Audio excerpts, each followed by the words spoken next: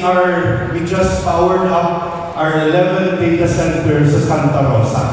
And those data centers basically is about close to 60 plus megawatts of power that we consume and provides 500 gigabits of peering, mga eyeballs, pag nagko-communicate kayo, and continuously evolving. As you all know, there are a lot of companies coming onto the Philippines to invest basically their data center infrastructure services, because the Philippines right now is dubbed as the next global transit hub for Asia. So dati, kung pumupunta ka kang Hong Kong muna or Singapore, Philippines now is the next global transit hub for Asia. So with that, I would like to showcase to you how do we support all this infrastructure. Next slide, please.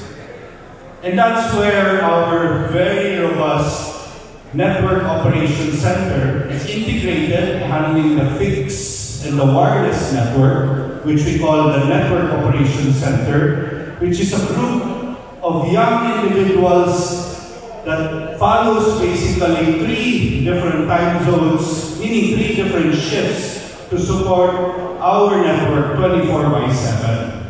And these capabilities are cuts across Luzon, Visayas, and Mindanao in case of any isolation that might happen in the country. And that's supported also by our robust cybersecurity operations, which we call our Security Operations Center, SOC. This SOC basically is so intense. We've actually taken the PNP already to visit there.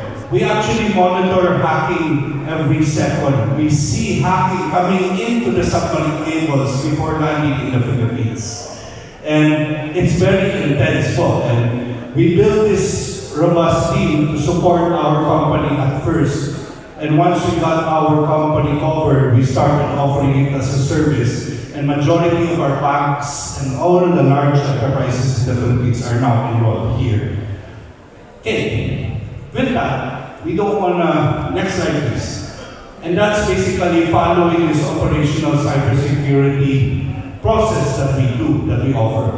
We even monitor right now up to PC level. May very confidential type of data on a certain laptop or PCs or racks that you have internally. We monitor that on a PC level, or server level, and all of that to ensure that you're protected before any threat comes on board. So we do that, and we prevent and we detect, and of course we eventually predict and respond immediately for all our enterprises and the government agencies in the Philippines. But that's not enough. Next slide, please. Every year, we more or less invest, dati mga 90 billion, but we more or less average between 70 to 80 billion every year in capital expenditures, CapEx.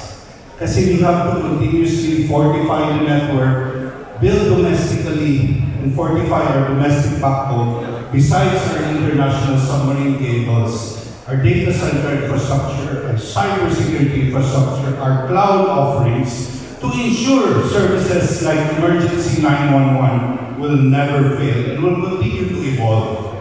Next slide, please. With that, we will have 2 new submarine cables that will be going live next year, and one of which is basically Asia Direct Cable, that is an intra-Asia. It goes across Asia. Marami na po tayo papuntang US and Europe. This time around, it's going to be an intra-Asia from the Philippines, going to Singapore, Thailand, Vietnam, China, and Japan. And that's going to be followed by another submarine cable where we're making sure that in case of emergency purposes, we're going to land it in Davao. Para po, hindi na isolated yung Visayas and Mindanao kapag may fiber cut or submarine cut in between Luzon and the Visayas. And if you can see, that will also land in Balec para may resiliency na siya and to ensure that the Visayas and Mindanao area is fully covered. The issue kasi why we cannot also land a submarine cable in the Visayas is It has very deep trenches, and if you build a submarine cable there, any movement of the earth underwater would actually cause a submarine cut. And hence, the Philippines, majority of the submarine cables comes in from the Luzon, and now you will have Davao, so that we can ensure the full resiliency of Luzon, Visayas, and Mindanao. Next slide, please. And last but not the least, I wanted to show our latest data center. This was designed for cloud providers, hyperscalers as we call it.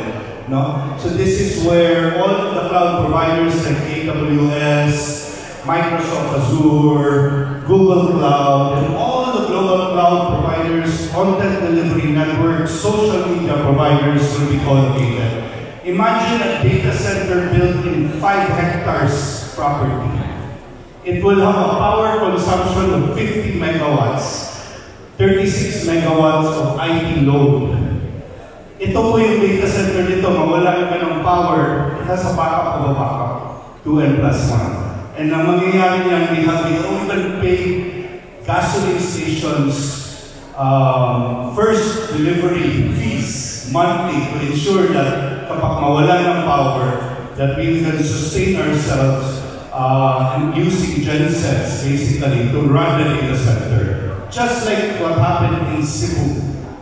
Yung super typhoon that hit Cebu a few years ago where Cebu City was totally isolated. Everything was down. All telcos were down. Power was down. Water was down. Ang data center po namin sa Cebu lang ang tumatakbo na hindi na down. But we kept on making sure that the data is not lost and things are still moving. So this is the newest data center, and we're looking at our 12 data center investment again because of the advent of artificial intelligence. Majority of the companies are looking at the Philippines to put their artificial intelligence training programs or training modules in the Philippines, and it's going to be the next level of growth. Now, why do I mention all of this? It's quite important for me to showcase that from a technology standpoint, we always need to be ahead. So for example, I was talking to Don earlier, because eventually, NGA 911 with partnership with PLDT will continue to evolve.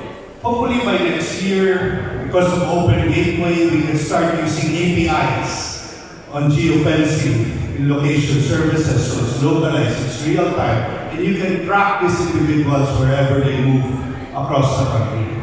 Another thing would be, what if an island is totally isolated? So eventually, you will have voice and SMS using low-orbit satellite. Palapit na po yun. I think si Starlink, darating na po yun sa Philippines, hopefully next year, na low-orbit satellite, makakuha ka na ng signal, pero only for voice and SMS muna raw.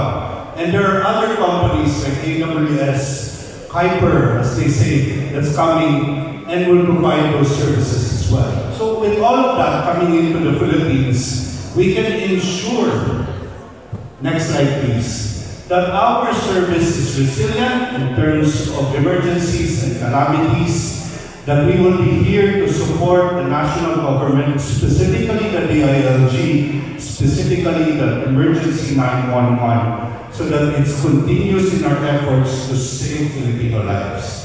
Maraming salamat po.